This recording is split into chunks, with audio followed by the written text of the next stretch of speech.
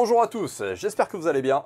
Et aujourd'hui on va s'intéresser aux résultats de vos votes pour voir si le Titanic est toujours insubmersible.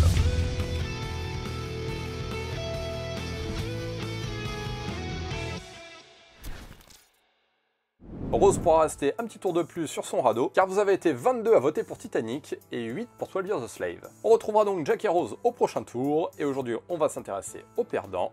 12 Years a Slave de Steve McQueen. Alors je sais qu'en ces temps d'attentats, de virus et d'élections américaines cheloues, on n'a pas forcément envie de regarder des films comme ça. Et bien que le film se passe au 19e siècle, il trouve toujours un reflet aujourd'hui de notre actualité. En effet, 12 Years a Slave, c'est l'adaptation des mémoires de Solomon Northup. Ça se passe en 1840 aux États-Unis, et à cette époque-là, malheureusement, l'esclavage n'est toujours pas aboli. Mais cela ne concerne pas notre ami Solomon, qui lui est un homme noir certes, mais libre. Il est charpentier et violoniste, et il mène une petite vie pépère avec sa famille dans l'état de New York. Un jour, il va tomber sur deux gros bâtards qui vont le droguer, lui prendre ses papiers et l'envoyer en Louisiane. Espèce d'enfoiré!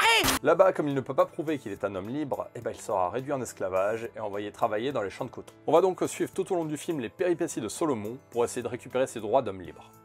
Bon, bien évidemment, je vous raconte pas ce qui va se passer, mais il faut savoir que c'est un film qui est extrêmement soucieux du détail, et c'est ça qui va nous intéresser aujourd'hui pour la petite histoire.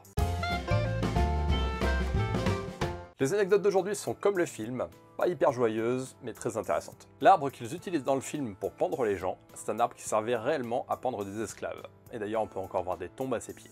On retrouve aussi dans ce film le génial Michael Fassbender, qui joue un esclavagiste alcoolique réellement détestable.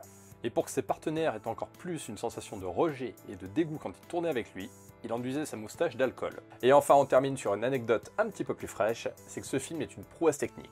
Il a été réalisé en seulement 35 jours et avec une seule caméra. Voilà, j'espère que vous aurez appris 2-3 trucs à travers ces anecdotes sur ce superbe film. Et si c'est le cas, bien évidemment, vous mettez un petit pouce bleu et puis vous vous abonnez à la chaîne. En attendant, c'est déjà l'heure d'aller libérer le prochain duel. À mon avis, c'est encore une fois le pot de fer contre le pot de terre, mais bon, on sait jamais. Donc il va vous falloir départager American Beauty de Sam Mendes et Le Seigneur des Anneaux, Le Retour du Roi de Peter Jackson. Comme d'habitude, vous vous prononcez dans les commentaires et vous invitez vos amis cinéphiles à voter. Demain à 16 h, on ira faire l'interview de Solomon Northup. D'ici là, prenez soin de vous et de vos proches et allez, ciao bisous!